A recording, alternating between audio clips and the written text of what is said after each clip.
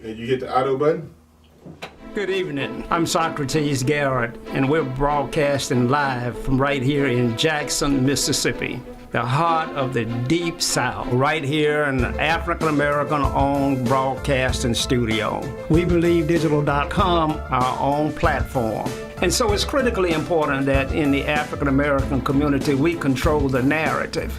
I look forward to receiving opportunities to show and advertise your products for goods and services and to move your brand along in this community. We're broadcasting live on Facebook. When We Believe Digital Podcast, go to Roku and download our app, and We Believe Global, with shows like this to bring articulate, intelligent conversations and dialogue to our platform. So I'm here to continue sounding the alarm. This is how the South is going to rise again.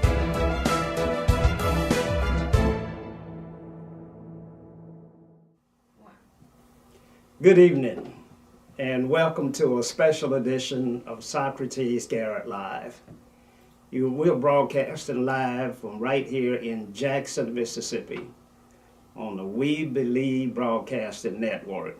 We're in fact a media company. In this studio, we house the internet radio station WBLV, one of the most popular stations that you'll find anywhere, playing some of the best music in the world.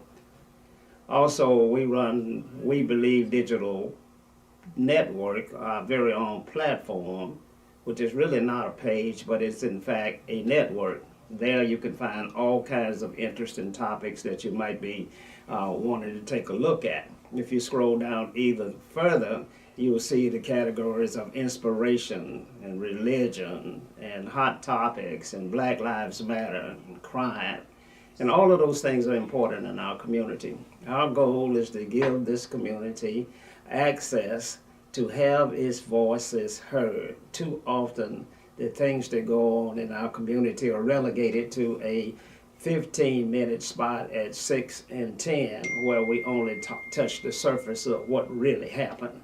And so this is 2024, and We Believe Broadcasting Network is proud to be your favorite choice for relative information and news. Now today I have with me a young man that's been helping us build this network out. A young man that has a great deal of talent and drive and ambition, and he's decided to invest some of that at We Believe. And I can see the difference. I can see the quality of the programs. I can see the direction that he's trying to take us to. And some of us sometimes are not inspired. I used to have a little plaque on my wall that said, "We the unwilling, led by the incompetent, have been doing so much so long with so little that now we attempt the impossible with absolutely nothing." And sometimes I feel that's the way we here at We Believe. But it's a new venture for us. You know, we're less than 5 years old, and we made some major inroads in the marketplace. But Curtis, it's always good to have you here with me, and I salute you once again for the hard work and that you've been putting in to try to bring the studio into the next level. Well, Mr. Garrett, it is always an honor to be here with you, sir. So, again, thank you for putting up with me. Yeah. I know it ain't easy. Change is never easy. No, it's not. I try to tell people a lot of times the best change sometimes seems like to be the biggest struggle, because we get caught in comfort and we don't want to leave comfortable. I don't want to leave routine.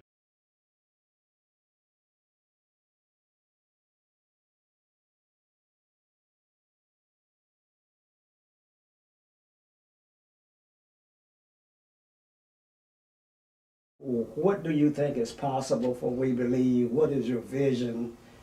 How do you think we can move forward in this marketplace? Which vision? I know the thing that hits me the most,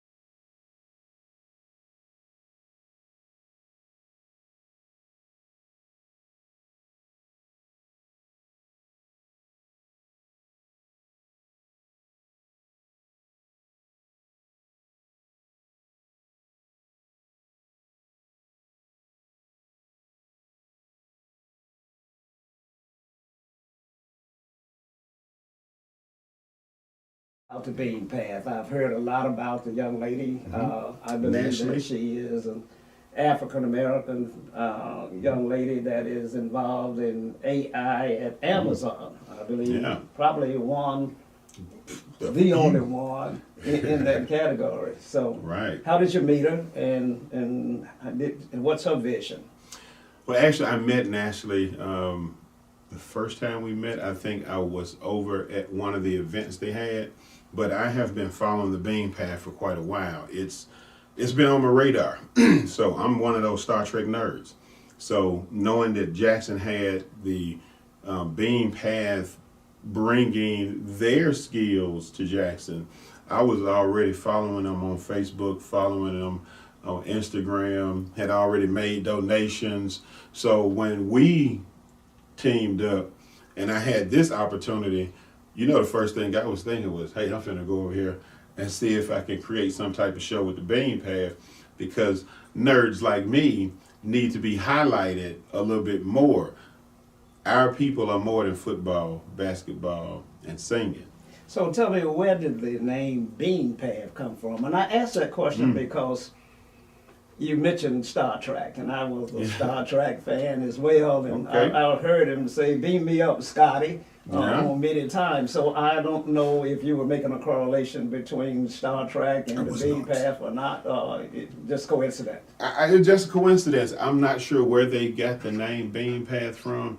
I'm going to have to ask Ashley the next time I see her. I do like the name. It reminds me of Jack and the Beanstalk. Yeah, So that's what I was thinking is yeah, the Bean Path, Jack and the Beanstalk. yeah. You know. Whatever happened to Jack? Well, it depends. I don't know which movie was. The new movie, Jack got the girl, didn't he? Did he? Jack Okay. won. Yeah. Okay, I think okay. he killed the Giants and cut the Beanstalk down, and they had a good time after that. Wow. But it was quite a challenge. As I recall, the stalk itself was hundreds of feet tall. And You gotta get that crown. you gotta get the crown. There's gonna be Crown. resistance. I don't care what you're trying to do. All change, there is a fight. There is never a easy change that takes place. I wish it was. I wish we could have a beautiful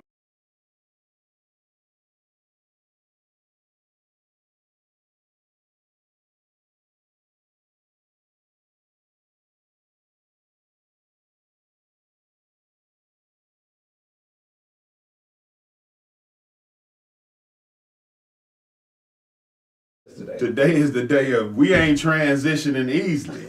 It's January 6th, baby. So this is the we ain't transitioning easy day. I hear you. Yeah. So now, Curtis, you come into the studio. You've introduced the green screen concept, Hope it's and working. you've taken a look at our equipment, etc. And you know that we're launching the internet radio station. Have launched it. It's going well. What have been some of your greatest challenges besides me? And we don't want to talk about that one, but besides me, what has been some of your other greatest challenges? Besides you, it's been an easy breezy then, I guess. Honestly, the challenge to me has been me. I don't think there's a challenge that God puts in front of us we can't handle. I think the transition for me coming, like I told you, I was coming out of a dark place. So the motivation that I needed was what was hindering me. So being here constantly, having to get up, having to help out, that brought me out of the darkness. So I say the hardest challenge I had was stepping up. Okay. Other than you. Dealing with you, not good gracious. That's a full-time job right there. I've heard that before. Wow. Now, you mentioned dark places, and of course, I think that while we believe could have a bright future, I don't think that we've moved out of our dark place in terms of what we've been able to accomplish in the length of time that we've been doing it. I think that we should be further along than where we are. And so dark places are something that we all go through. We do, and we learn in the dark. Mm. So I've never learned anything having a good time. It's when some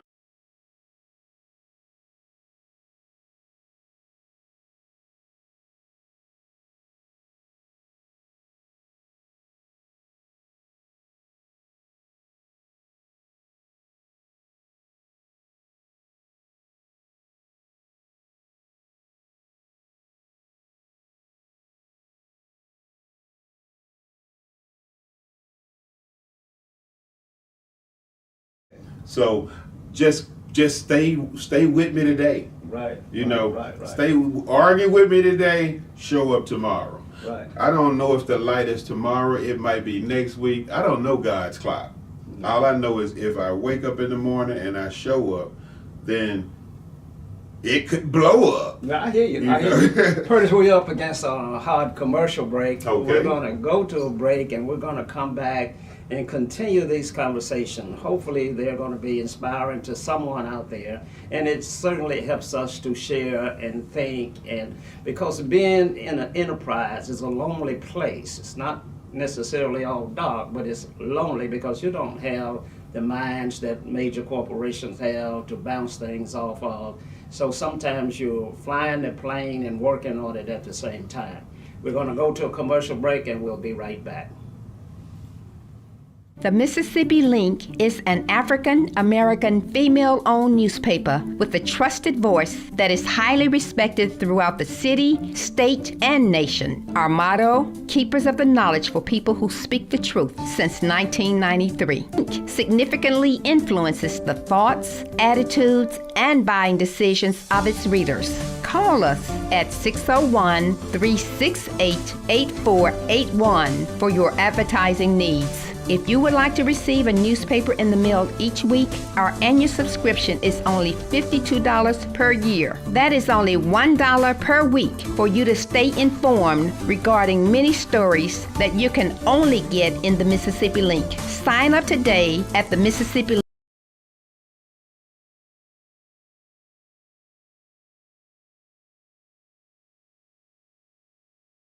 Socrates Garrett ENT.com is a diversified firm specializing in recycled aggregates and crushed concrete. Socrates Garrett ENT.com's recycled materials provide the construction industry with significant economic and environmental benefits by recycling clean concrete rubble into M.Dot grade rock materials. Recycled aggregates and crushed concrete can be applied to driveways, road construction, bank protection, parking lots, general bulk fills, and more. For more information, please call 601-896-0084 or visit us online at SocratesGarrettENT.com.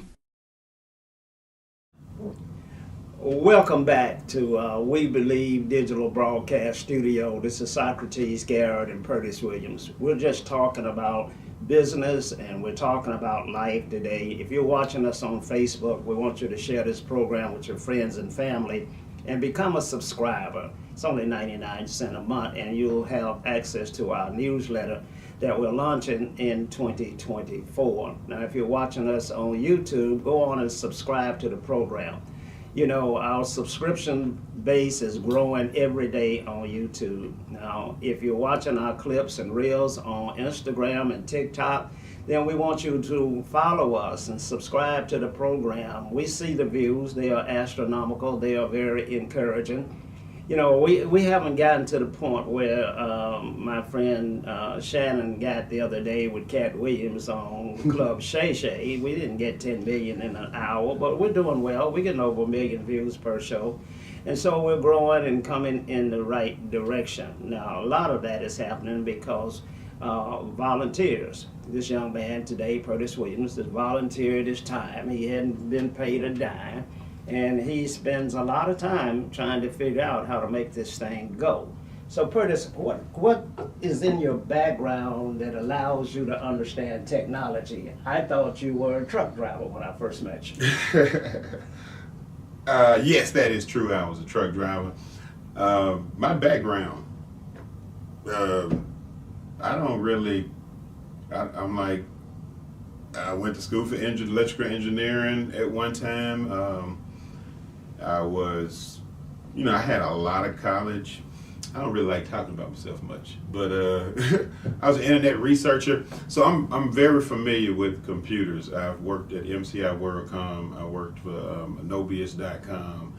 So I've done various things, Citibank, customer service, across the board. Computers, I'm very familiar. Okay. So Would you describe yourself as a nerd? I heard you mention that word. and proud of it, yes.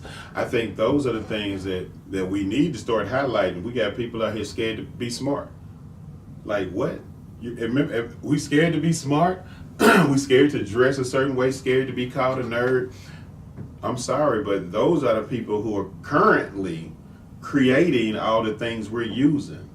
Ain't no football player out here creating an iPhone. Now, I'm not talking about sports are not, I will say sports are not as important as education standpoint. It's good to be entertained, no doubt. We need a release sometimes. But I think we need to start focusing more on innovation and technology advancements and getting our kids more excited about learning. Well, speaking of our kids, I don't think that our children will have the same quality of life that I have enjoyed based upon what I see happening out here. And your generation is in control now. Tell me how you see the kids doing and the quality of life that lies before them in your mind.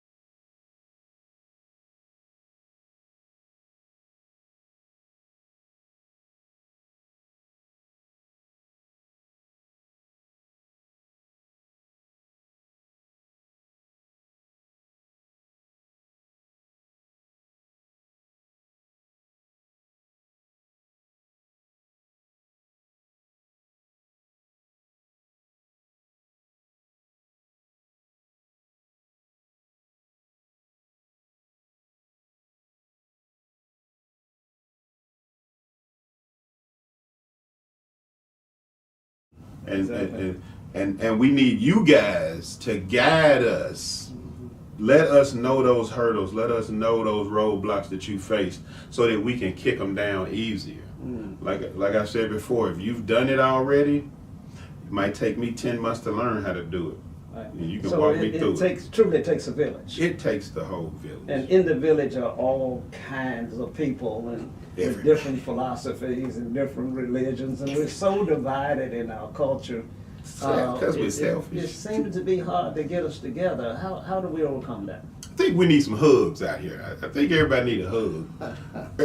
Love one another. That's one of the things I just like to give back to people. Say love one another. Now, if we loving one another, should we treat each other a way that we want to be treated?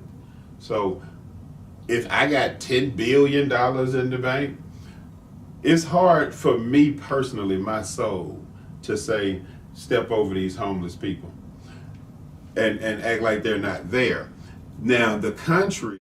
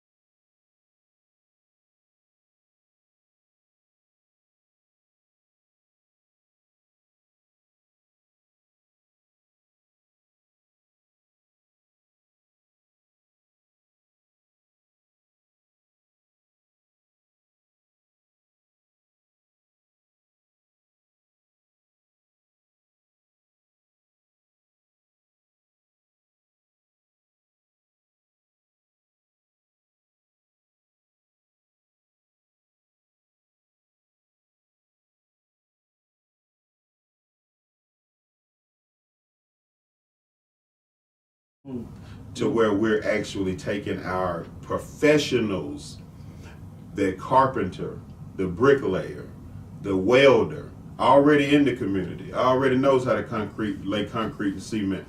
We're going to take those schools, turn them into learning centers.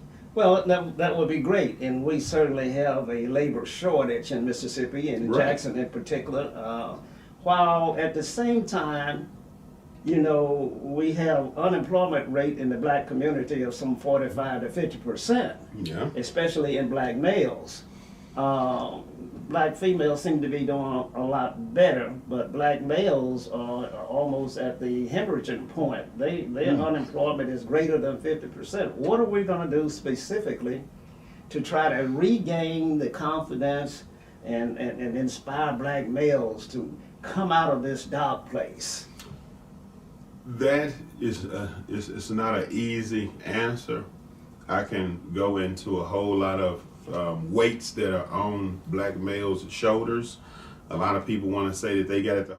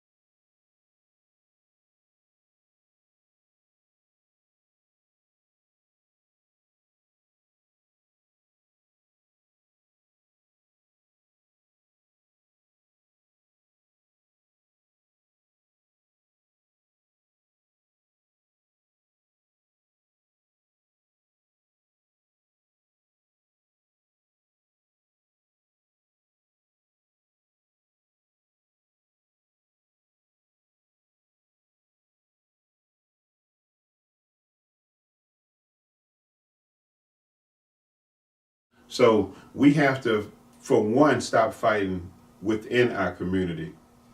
From our black men and black women fighting each other all the time. You ain't doing this, you ain't doing that.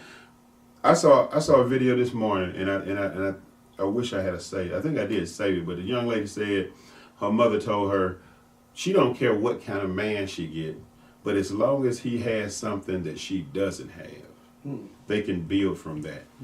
And she went on to explain, she said, I have an apartment, but I don't have a car. So she said, the one thing that I need him to have is a car. She didn't say he had to have nowhere to stay. He said he need to have a car. And together, they got together, and she started showing pictures of them over the years. She said they got together. She said the thing that she had went with what he had. They started talking. He had dreams and visions, but he needed her to give him a reason, you know. Like men need a reason to get out of bed in the morning. And if we don't have something to love or something to fight for,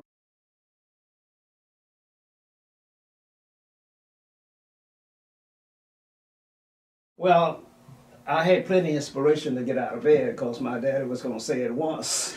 And then after had a that, daddy. you know, then he was going to put something on you. but he was there. Yeah, he was definitely there. Right. And so, I mean, are you insinuating that the children of today's fathers are not in the home? They are not.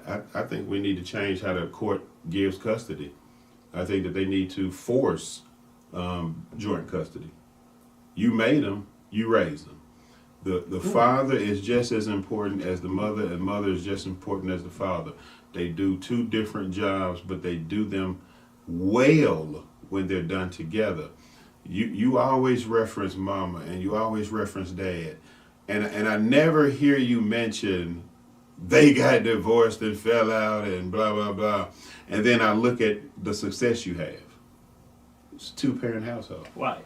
Well, we don't have a lot of those We don't. anymore. And the divorce rate, even in Christian communities, in the churches, are so high now. So we don't have any sacred organizations or groups where we see that staying together is working. And so there must be something out here that's tearing people apart. It's got to be either poverty or lack of education or crime or just some, it's not in our DNA, Curtis, but it's something that's breaking the family down. What would you think that could be? Greed. Greed. Greed. Love of money, love of things, love of stuff.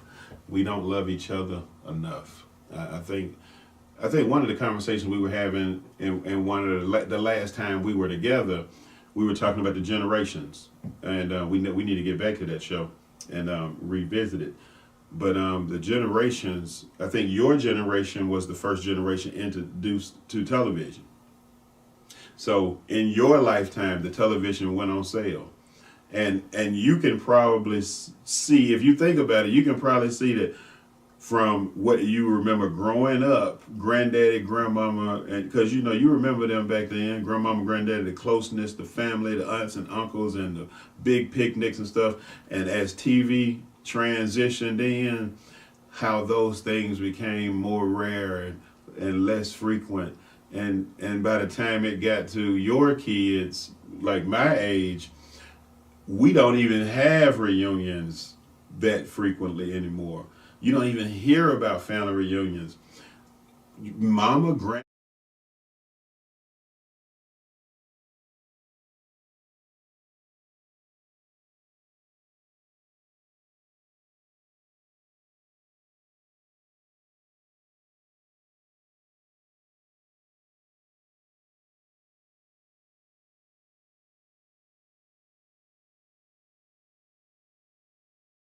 Curtis, yes, the clock here. We're coming to the end of our program for today. This has been a special edition of Socrates Garrett Live with my co-host, Curtis Williams. If you like this show, put it in the comments and we'll try and see if we can schedule more time together. I think the communications and the observations that have been shared here today are critically important to dealing with the illness and the sickness that's in our community. Curtis, any parting words for you? I do want to thank Miss Mimi for showing up today. Excellent job. We'll take a look back at it for a first time 15-minute training. I think she's doing fantastic. I would like to say I want to revisit some shows with you. It's a lot of topics that I want to kind of talk to you about because I feel they're important to kind of start to bring our history into a different perspective. Because when I talk to you about your Native American foundation and how I've been studying the burning of books and misconception of, the sizes of these ships that we were supposed to be brought in over here on, I think one of the things that we really want to do going forward, and this is you and Dr. Henderson, we need to organize